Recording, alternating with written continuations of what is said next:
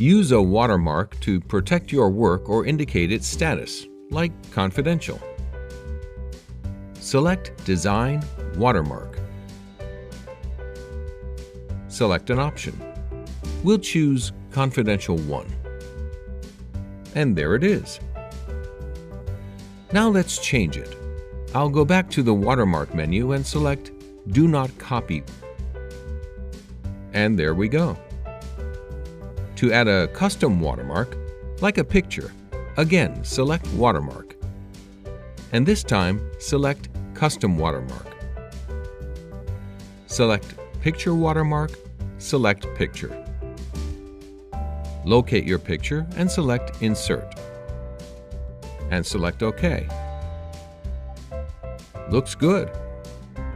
Now for custom text, select Custom Watermark, Text Watermark. Write your text in the text box. To customize your text, you can change the font, size, and color. Then select OK.